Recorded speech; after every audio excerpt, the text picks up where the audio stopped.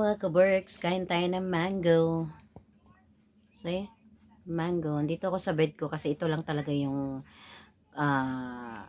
ganito lang talaga kalaki yung kwarto. Pagpasok mo, ayan na bed na. Okay? So, andito ako, tapos yung TV ko nandun sa harap. So, kain tayo ng mango. Ang sarap ng mango, para siyang Indian mango. Mm.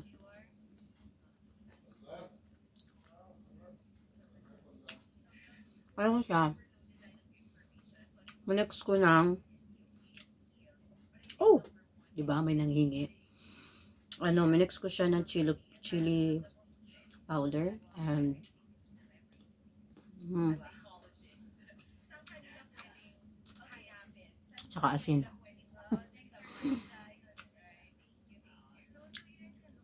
Harap. Ano siya, yung tamis at saka konting asim. Nandito ang kwarto ko. Ako lang mag-isa. Table lang dito sa kapila. Ang TV yan doon. Hindi ko siya may pakita sa inyo kasi nasa stand. Sarap.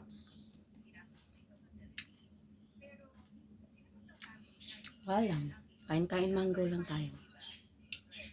Hmm.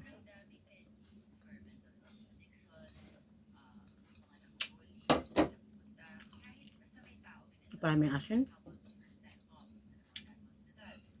Ano siya? Mukha siyang putla. Pero matamis. Matamis na maasim.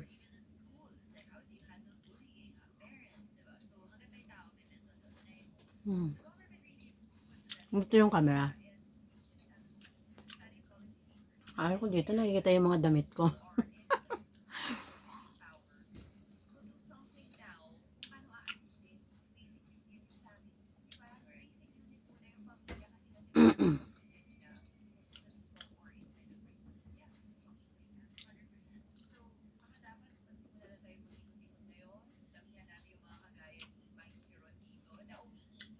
Alat.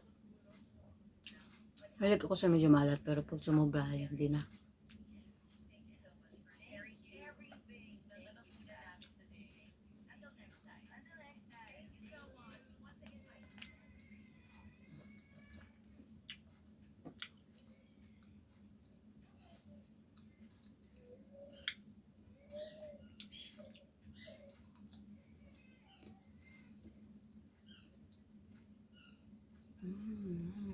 Sarap lang. Wala akong topic ngayon. Gusto ko lang kumain.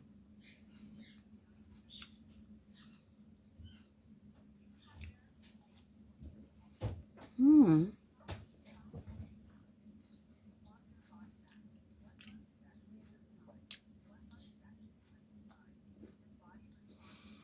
Ano sa buhay dito OFW, hindi pa ako masyadong magala. Galang aso, galang pusa. Basta na ako nasa kwarto, may pagkain, may TV, may wifi, okay na ako. Minsan, malabas.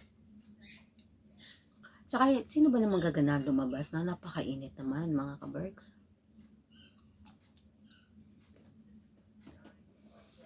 Alam mo yon,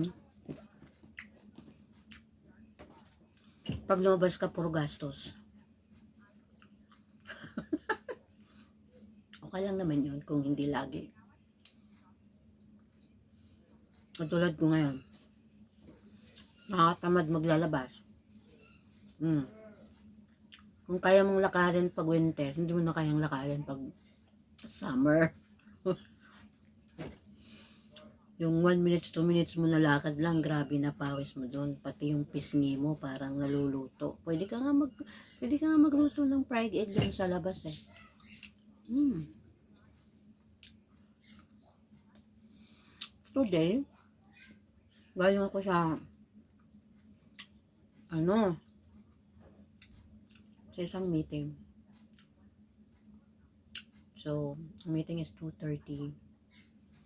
Ako kasi lagi akong ganun eh. Pag may mga meeting or may mas early ako ng 30 minutes, nandun ako. Kasi ayoko yung nalilate, nahihiya ako pag nalilate. Ngayon, nag-taxi na ako papunta. Nag-metro, tapos taxi para mas mabilis. Para, ano kasi yung, dadating ko doon na pawis, amoy pawis. Nag-taxi na ako noon ha. Pagbaba ko sa taxi, lalakad ako saglit lang. Mga 5 hakbang lang, yun na yun. And then, syempre, nagpapabango ako bago ako haharap sa tao or sa meeting. Kala ko everything is okay. Pagkatapos, umuwi ako. Taxi papuntang metro. Gastos ulit na. Yun. Kaya yung mga walang work, kawawa din. Kaya ako pag may mga ganyan, sinusure ko muna yung sitwasyon para walang mag-aaksaya ng mga oras at panahon. Alam mo yun? Kala ko okay lang. Parating na ako sa Alrega. And then, basta yung init iba eh. Parang nakaka-drain ng utak. Pagdating ng bahay, may akong tubig, may gamon na ako. Hindi ko pala alam, nakatulog na ako kasi ako 8:30. Tumatay ako sa bahay, almost 4 p.m. na. 3:35 something. And then, mga 4 siguro, wala na, shutdown na ako. Kasi gising ako, 8:30 na pala. Parang ayaw ko pang halos bumangon. Medyo nagutom ako. Pero bago ako ubidlip, nagsaing muna ako. Excuse me, nakalimutan ko pa. Nakatulugan ko. So, wala talagang nagpatay ng ano. Ang kagandahan lang talaga dito sa rice cooker, kahit magtagal yan dyan, hindi nasusunog yung kanin mo. Ngayon, napakalamdam ko, mabigat ang katawan ko. So, kailangan ko uminom ng tubig. So, ganun po ka grabe init. Grabe talaga. Siguro mga September, mga October, November, kakalma na ang init. Ngayon ako sa kwarto, manonood. Nalabas ka, ang lagkit ng init. Ipahinga mo na lang sa loob at ikain mong mangga. Mura nga yan ang mangga. Ang sarap nito. Hindi siya, para talaga siyang Indian mango.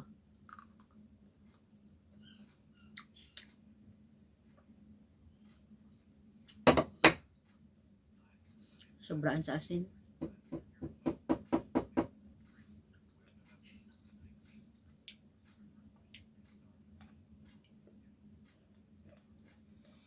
Ganun po ang buhay OFW, Dubai. Ito yung kwarto, isang dupa. Ito pinto, ito yung bed ko. Kasya ng isang lamesa. Pa-fold mo yung lamesa para may konting space. Konting lang. Konting space.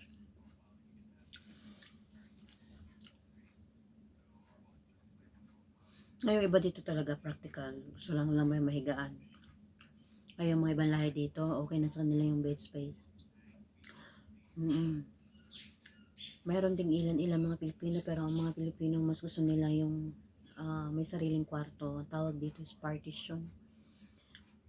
May kanyang room, may kanyang pintuan. May privacy ka ba?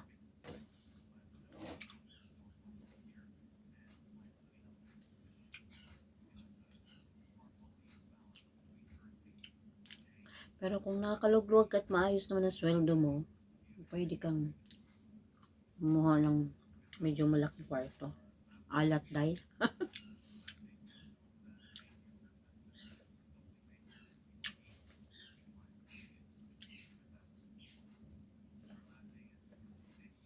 Narinig ko yung batang Egyptian naglalakad. So yun, yung batang balahe na Egyptian. Lalakad-lakad yung tsinelas niya maingay. Malalim yung tsinelas na tumutunog.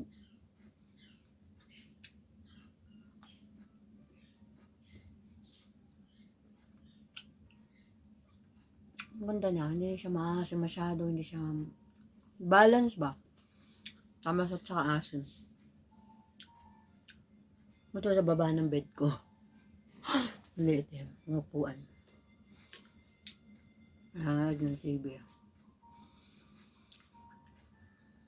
So, yan lang mga ka-Berks. Maraming salamat sa inyong panonood. Wala po ako ngayong ibang vlog. At hindi po makakapag-vlog basta-basta at lumabas dahil napakalamig. Napakainit po. So, yun. Sa ngayon, ito muna ang aking content. Maraming salamat.